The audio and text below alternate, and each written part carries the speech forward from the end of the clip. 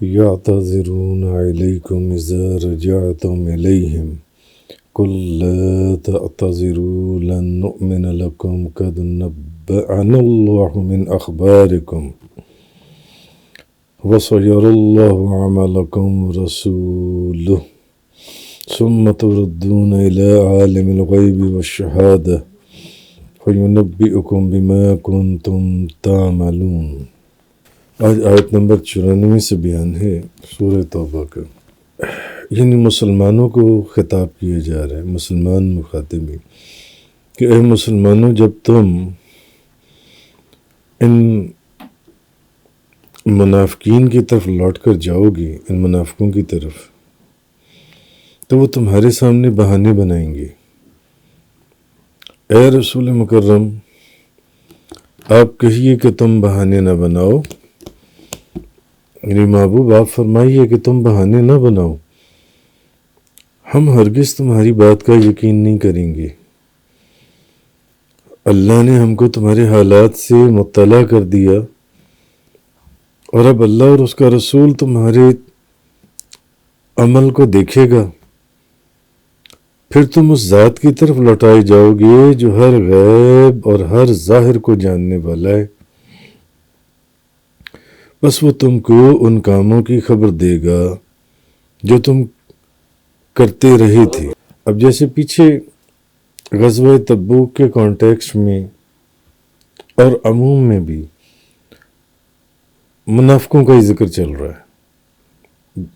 درجنوں آیات اور بے شمار رکوع سے، کہ منافقوں کی مختلف کیفیات، حالات، ان کی باتیں، ان کی سازشیں، ان کے انداز، وہ سب بیان ہو رہی ہیں۔ تو اب اصل میں کہا یہ جا رہا ہے کہ جب اسی کانٹیکسٹ میں غزوہ تبوک کی، کہ جب مسلمان غزوہ تبوک سے کامیاب مدینہ منورہ واپس پہنچنے لگے، واپس آ رہے تھے، واپس آنے لگے، تو اللہ نے انہیں آگاہ کر دیا کہ جب تم، اللہ پاک نے ان کو بتا دیا، ایک تو اللہ پاک نے شروع میں جہاں منافقوں کا ذکر شروع ہوا تھا چند روز پہلے کے بیان کے اندر، کہ اللہ پاک نے نبی کریم صلی اللہ علیہ وسلم کو پہلے اطلاع دے دی تھی کہ یہ آپ کے پاس آئیں گے اور جھوٹی قسمیں کھائیں گے اور جھوٹے عذر بیان کریں گے اور جھوٹے بہانے بیان کریں گے، مجھے تو حضور فلاں معاملہ تھا، مجھے تو حضور فلاں بیماری تھی، مجھے تو حضور فلاں کام تھا، میں آپ کے ساتھ نہ جا سکا، میں آپ کے ساتھ نہ جا سکا، آپ نے بلایا بھی، اللہ کا پیغام دیا بھی، تو مجھے بھی آپ کے ساتھ جانا چاہیے تھا دوسرے صحابہ کرام کے ساتھ، مگر میں آپ کے ساتھ نہ جا سکا۔ تو اللہ پاک نے فرمایا یہ سارے منافق ہیں، یہ جو اس طرح کی حرکتیں کریں گے جن سے۔ تو اب جب مسلمان مدینہ طیبہ واپس آنے لگے تو اللہ نے انہیں آگاہ کر دیا کہ جب تم مدینے پہنچو گے تو منافق تمہارے پاس آئیں گے، اس کا ذکر پہلے بھی گزر چکا ہے، اور وہ آپ کے ساتھ اس سفر میں نہیں گئے اور جہاد میں نہیں شامل ہوئے، اس میں اپنی جسٹیفیکیشن، استاویلات بیان کریں گے جو ان سے، اور اس طرح تمہیں اپنے ایمان اور اپنے اخلاص کا یقین دلائیں گے کہ ہم تو بڑے خالص بندے ہیں، مجھے تو فلاں کام پڑ گیا تھا، مجھے تو فلانی بیماری ہو گئی تھی، میرا تو ایک یہ عذر تھا، میرا تو ایک فلاں، بہانے بیان کریں گے یہ آپ کے ساتھ نہ جانے کے، اور اپنے ایمان اور اپنے اخلاص کا آپ کو یقین دلائیں گے۔ لیکن آپ انہیں کہہ دیجئے گا اور صاف صاف کہہ دینا کہ اپنے اس مکر اور اپنی اس فریب بازی اور یہ جو بہانے بازی ہیں ان کو چھوڑ دو، یہ رہنے دو۔ اللہ تعالیٰ نے تمہاری منافقت اور تمہارے جو باطن کی خباثت تھی اس سے ہمیں مطلع کر دیا، ہمیں بتا دیا، تو اب ہم تمہاری باتوں میں آنے والے نہیں ہیں، تم جو مرضی باتیں کرتے رہو۔ تو اب تک جو تم نے کیا ہے اس کی حقیقت کا تو ہمیں علم ہو گیا، تو اللہ اور اس کا رسول تمہارے اعمال کو، تمہارے حالات کو اور تمہاری کیفیات کو دیکھ رہے ہیں، جو کچھ تم کر رہی ہو تو خوب جان لو، اس بات کو سمجھ لو کہ یہ چند روز کی زندگی ہے، ان قریب تمہیں اللہ کی بارگاہ میں حاضر کیا جائے گا، اور وہ سب کچھ جاننے والا ہے، اور تمہیں تمہارے سب کرتوتوں کے اوپر وہ آگاہ کر دے گا، تمہیں بتا دے گا جو تم کرتوت کیا کرتے تھے۔ تو اس آیت کے اندر اللہ تعالیٰ نے اپنی صفت عالم الغیب کو بھی بیان کیا، تاکہ بتانا مقصود یہ تھا کہ یہ ظاہر ہو جائے کہ اللہ ان کے دلوں کے اندر، ان کے باطن میں چھپی ہوئی خباثت کو بھی جانتا ہے، اور ان کے دلوں کے اندر جو مکر اور فریب اور جو آپ سے جھوٹ بولتے ہیں اور آپ کے سامنے آ کر بہانے بازیاں کرتی ہیں، اللہ تعالیٰ ان کو بھی جاننے والا ہے۔ یہ اس کانٹیکسٹ کے اندر یہ اس آیت کا شان نزول ہے۔ تو آگے فرمایا آیت نمبر 95 کے اندر، سَيَحْلِفُونَ بِاللَّهِ لَكُمْ إِذَا انقَلَبْتُمْ إِلَيْهِمْ لِتُعْرِضُوا عَنْهُمْ فَأَعْرِضُوا عَنْهُمْ إِنَّهُمْ رِجْسٌ وَمَأْوَاهُمْ جَهَنَّمُ جَزَاءً بِمَا كَانُوا يَكْسِبُونَ۔ جب تم ان کی طرف لوٹ کر جاؤ گے تو وہ تمہارے سامنے ان قریب اللہ کی قسمیں کھائیں گے، یہ بھی پہلے بیان ہو چکا بڑی تفصیل سے، تاکہ تم ان کے جھوٹے بہانوں سے ان سے صرف نظر کرو، بس تم ان کی طرف توجہ نہ کرو، بے شک وہ ناپاک ہیں اور ان کا ٹھکانہ دوزخ ہے، اور ان کے ان کاموں کی سزا ہے جو وہ کیا کرتے تھے۔ یہ ناپاک لوگ ہیں، ان کا ٹھکانہ دوزخ ہے، دوزخ جنس ہے۔ کیوں؟ کیونکہ وہ تمہارے سامنے،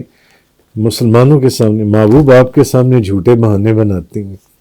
جھوٹی قسمیں کھاتی ہیں یا جھوٹے بہانے بناتی ہیں کہ ہماری تو فلاں مصروفیت تھی، ہماری فلاں، ہمارا ایک پریشانی تھی، مجھے فلانا کام تھا، میں بیمار تھا، یہ عذر تھا۔ تو اللہ پاک نے فرمایا کہ محبوب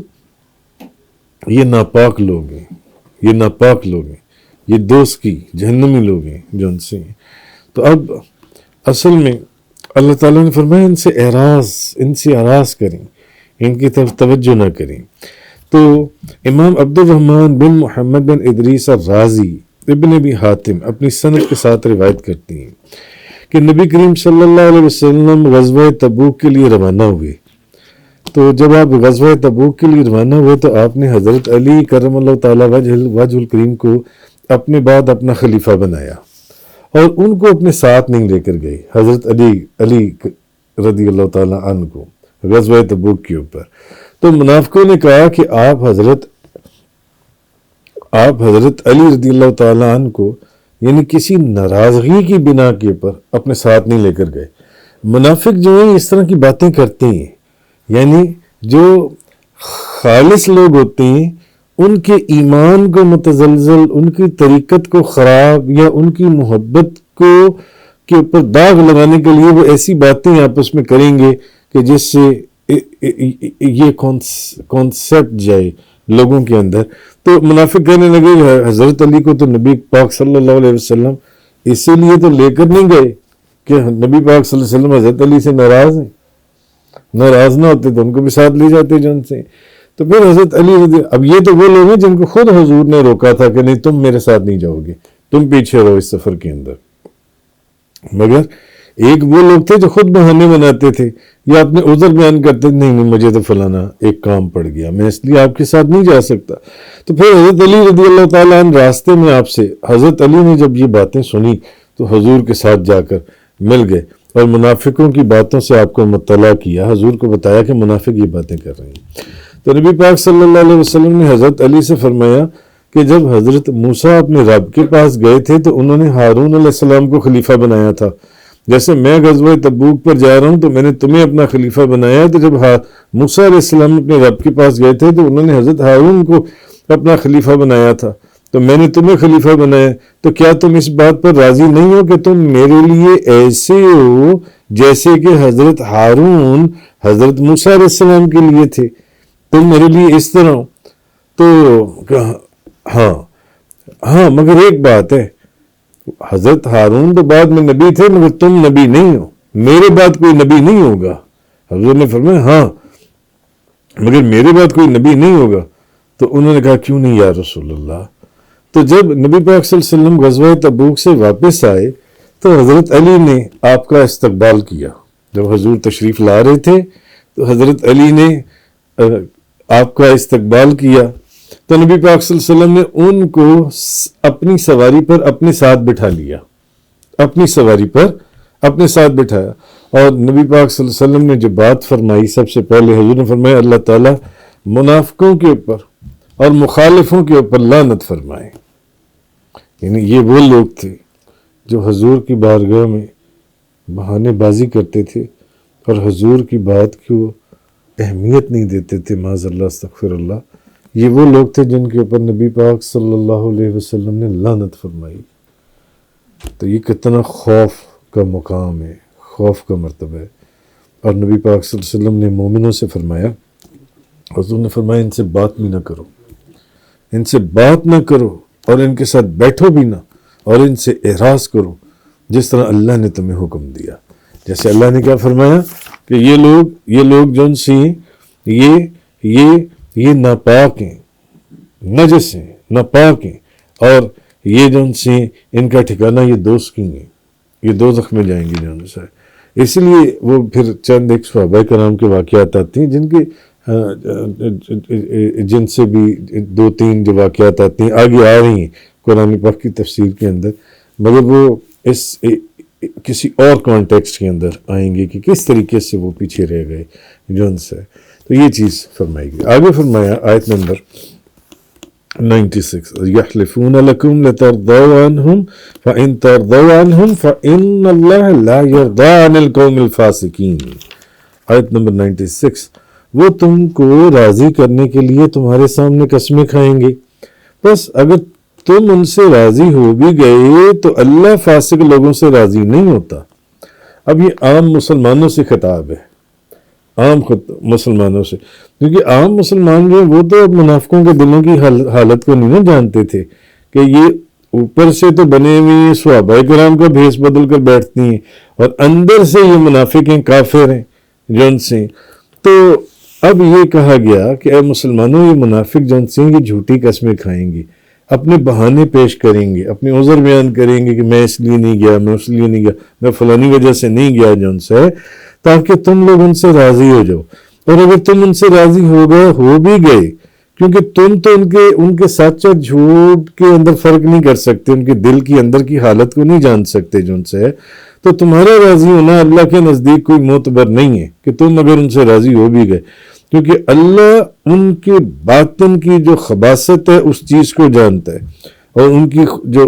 چھپی ہوئی چیزیں ہیں اللہ تو ان کو بھی جانتا ہے جن کو تم نہیں جانتے. تو اگر اے مسلمانوں تم ان سے راضی ہو بھی گئے تو اللہ ان سے راضی ہونے والا نہیں ہے. یعنی تم تو اس لیے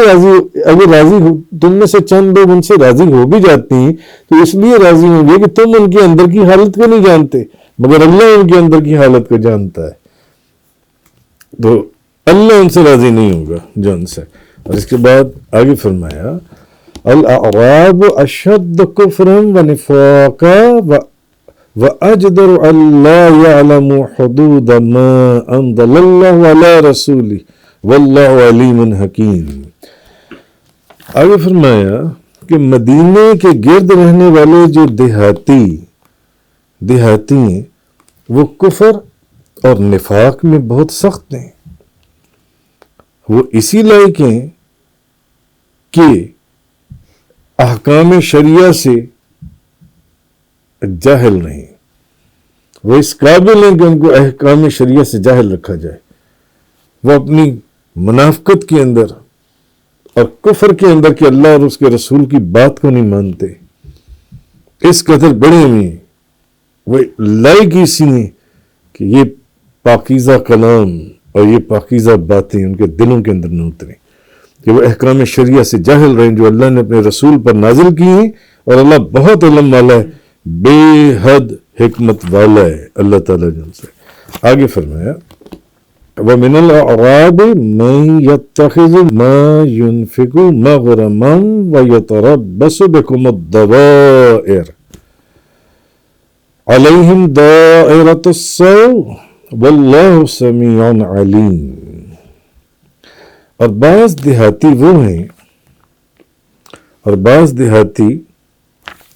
وہ ہیں آیت نمبر 98، جو اپنے خرچ کرنے کو جرمانہ سمجھتی ہیں۔ کس خرچ کرنے کو؟ راہ خدا میں خرچ کرنے کو۔ اصل میں منافقوں کا ذکر چل رہا ہے۔ تو بعض یہ جو مدینہ طیبہ کے ارد گرد رہنے والے دیہاتی ہیں، ان میں کچھ ایسے بھی منافق ہیں جو اپنے خرچ کرنے کو جرمانہ سمجھتے ہیں کہ اگر اللہ کے راستے میں انہیں خرچ کرنے کے لیے کہا جائے، وہ سمجھتے ہیں یہ جرمانہ ہے جو ہمیں بھرنا پڑ رہا ہے، اور وہ تم پر گردش ایام کے منتظر ہیں۔ وہ چاہتی ہیں کہ گردش ایام تمہارے پر شروع ہو جائے، حالانکہ بری گردش انہی پر مسلط ہے، اور اللہ خوب سننے والا، بہت جاننے والا ہے۔ اصل میں اس میں یہ چیز بتائی گئی، ان منافقوں کا ذکر ہے جو اللہ کے راستے میں خرچ کرنے کے اندر یہ سمجھتے تھے کہ یہ ہمارا جرمانہ ہے، ہمیں جرمانہ بھرنا پڑ رہا ہے، کیونکہ ان کے دلوں میں بھی منافقت تھی، نفاق تھا۔ اس لیے اللہ کے راستے میں جو پیسہ وہ خرچ کرتے تھے وہ بڑے مجبور ہو کر کرتے تھے، تنگ دل ہو کر کرتے تھے۔ انہیں ایسے لگتا تھا جیسے وہ کوئی تاوان یا جرمانہ یا کوئی فائن بھر رہی ہیں، اور ہونا بھی ایسی چاہیے تھا۔ کیوں؟ کیونکہ ان کی حالتیں ہی ایسی تھیں۔ اسلام کے ساتھ تو وہ مخلص تھے ہی نہیں، اور نہ اسلام کی ترقی کے ساتھ ان کی کوئی دلی آرزو وابستہ تھی کہ اسلام جو ان سے ترقی کرے، جو ان سے، بلکہ وہ تو یہ چاہتے تھے کہ اسلام ملیا میٹ ہو جائے، اسلام کا نام و نشان ختم ہو جائے، گردش ایام ایسے شروع ہوں کہ یہ جو مسلمانوں کی جماعت ہے یہ ان کے اندر ختم ہو جائے، ان گردش ایام کے اندر۔ وہ اللہ کی رضا کے مطلب کو کیا سمجھتے کہ اللہ کی رضا کا مطلب کیا جس کے لیے اس اللہ کے راستے میں خرچ کرنے کا کہا جا رہا ہے؟ جیسے کہ ان منافقوں کا ذکر گزرا، ایک تو وہ تھے جو بہانے بنا کر گھر پر بیٹھ گئے کہ ہم نہیں جا سکتے، ایک وہ تھے جو اکڑ کر گھر پر بیٹھ گئے ہم نہیں جا سکتے، ایک وہ تھے جو کچھ نہ دے کر بیٹھ گئے اور بہانے بنائے، اور ایک وہ تھے جو اپنے آپ کو چھپانے کی خاطر کچھ نبی پاک صلی اللہ علیہ وسلم کی خدمت میں ہدیہ بھی پیش کر رہے تھے، تاکہ کہیں ہم ظاہر نہ ہو جائیں کہ ہم باقی منافق ہیں۔ تو انہیں اللہ کی رضا کا کیا انہیں علم تھا؟ انہیں کچھ معلوم نہیں تھا کہ اللہ کی رضا کیا ہے۔ وہ تو مسلمانوں کے ساتھ اس لیے مسلمان بنے ہوئے تھے کہ ڈر کی وجہ سے، اور جو اللہ کے راستے میں یعنی بظاہر وہ خرچ کرتے تھے راہ خدا میں، مجبوری کے اندر خرچ کرتے تھے، جرمانہ اور تاوان سمجھ کر خرچ کرتے تھے، اس کو جون سے کہ کہیں جو ہمیں پروٹیکشن حاصل ہے اسلامی مملکت کے اندر وہ ہماری ختم نہ ہو جائے پروٹیکشن، یا ہم ظاہر نہ ہو جائیں جن سے۔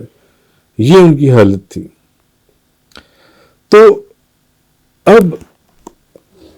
وہ جو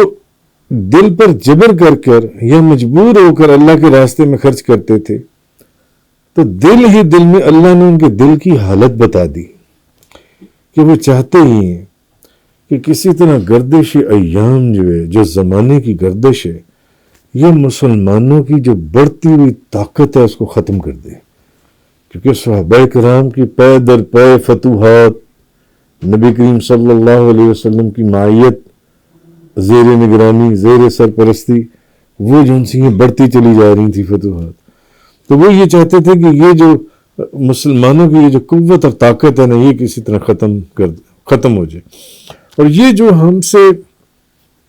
راہ خدا میں خرچ کرنے کے لیے کہا جاتا ہے کہ چلو لاؤ اس کے اندر خرچ کرو، اس کام کے اندر کچھ دو، اس سے ہم کسی طرح باہر نکل جائیں، ہمیں کچھ دینا نہ پڑے، ہمیں کچھ دینا نہ پڑے۔ ویسے وہ مسلمان بنے ہوئے تھے، مسلمانوں کا بھیس بدل کر بیٹھے ہوئے تھے، مگر اور ساری فیسلٹیز بھی حاصل کر رہے تھے جو ایک مسلمان کو حاصل ہونی چاہیے۔ جو ایک اسلامی مملکت جو ہے ایک مسلمان کو جو بھی پروٹیکشن دیتی ہے وہ بھی لینا چاہتے تھے، مگر راہ خدا میں وہ خرچ نہیں کرنا چاہتے تھے. اور ایسے لوگ ہوتے ہیں جو راہ خدا کے اندر بھلے کچھ بھی ہو جائے وہ کچھ بھی خرچ نہیں کرتے. تو اللہ تعالیٰ فرماتے ہیں کہ گردش ایام جو ہے یہ تو مسلمانوں کے چکر میں بیٹھے ہوئے تمہیں پیسے گی اور پیس رہے ہو. دیکھو جنگ بدر میں کیا ہوا, دیکھو جنگ احد میں کیا ہوا. بظاہر مسلمانوں کا کچھ نقصان ہوا مگر اصل نقصان کس کا ہوا؟ جنگ بدر میں کیا ہوا؟ کیسی زبردست فتح مکہ کے دوران کیا ہوا؟ غزوہ حنین میں کیا ہوا؟ تو مسلمان جو ہیں یہ روز بروز ترقی کرتے چلے جائیں گے. جو ان سے اصل چیز یہ اس میں جو ان سے یہ بتائی گئی. آگے فرمایا آیت نمبر 99 وَمِنَ الْأَعْرَابِ مَن يُؤْمِنُ بِاللَّهِ وَالْيَوْمِ الْآخِرِ وَيَتَّخِذُ مَا يُنْفِقُ قُرُبَاتٍ عِنْدَ اللَّهِ وَصَلَوَاتِ الرَّسُولِ أَلَا إِنَّهَا قُرْبَةٌ لَهُمْ سَيُدْخِلُهُمُ اللَّهُ فِي رَحْمَتِهِ إِنَّ اللَّهَ غَفُورٌ رَحِيمٌ. اب آگے یہ فرمایا, اب ایک تو مدینہ طیبہ کے گرد جو منافق تھے ان کا ذکر ہوا پچھلی سے پچھلی آیت میں, اور پچھلی آیت میں ان منافقوں کا ذکر ہوا جو راہ خدا میں خرچ کرنے کو ایک تاوان یا جرمانہ سمجھتے ہیں. اور اب ان لوگوں کا ذکر ہو رہا ہے جو راہ خدا کے اندر خرچ کرنے کو اللہ کی رضا اور نبی پاک صلی اللہ علیہ وسلم کی خوشنودی کا باعث سمجھتے ہیں کہ نبی پاک صلی اللہ علیہ وسلم خوش ہوں گے. جیسے حضرت عثمان غنی کو دیکھ لیں کیسے انہوں نے خرچ کیا, ایسے خرچ کیا کہ حضور نے فرمایا آج کے بعد عثمان جو مرضی کرے, آج کے بعد عثمان جو مرضی کرے, آج کے بعد عثمان جو مرضی کرے. تو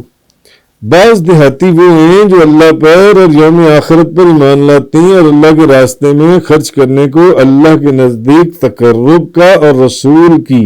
نبی پاک صلی اللہ علیہ وسلم کی نیک دعاؤں کے حصول کا ذریعہ قرار دیتے ہیں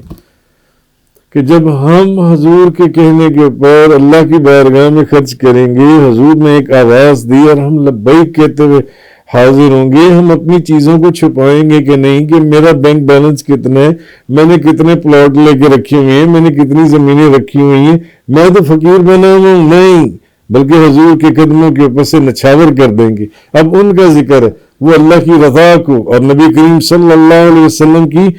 دعاؤں کو وہ سمجھتے ہیں کہ اللہ ہم سے راضی ہو جائے گا اور نبی کریم صلی اللہ علیہ وسلم کی دعائیں یا حضور کی دعا ہمارے شامل حال ہو جائے گی. اب ان لوگوں کا ذکر ہے, سنو ان کے تقرب کا ذریعہ ہے. اللہ ان قریب ان کو اپنی رحمت میں داخل فرمائے گا, بے شک اللہ بہت بخشنے والا بے حد رحم فرمانے والا. ایک وہ ہیں جن کو اللہ نے کہا یہ ناپاک ہیں, نجس ہیں, دوست کی ہیں, جن پر نبی کریم صلی اللہ علیہ وسلم نے لعنت فرمائی. اور اب وہ لوگ ہیں, کیونکہ میں نے آپ کو کل بھی یہ بات عرض کی تھی کہ قرآن پاک کا ایک اسلوب ہے, اللہ کا ایک طریقہ ہے اللہ کے کلام کا کہ جنت کے بعد دوزخ کا, دوزخ کے بعد جنت کا, نیکوں کے بعد گناہگاروں کا, گناہگاروں کے بعد نیکوں کا, اس طرح یہ چلتا. اب ان لوگوں کا ذکر جو ان سے وہ ہو رہا ہے جو ان سے نبی کریم صلی اللہ علیہ وسلم صدقہ کرنے والوں کے لیے دعا فرمایا کرتے تھے جو راہ خدا میں خرچ کریں, اور پھر جب حضور خود فرمائیں کہ خرچ کرو اور پھر کوئی خرچ کرے تو پھر حضور کی رضا یا حضور کے دل کی اس کے ساتھ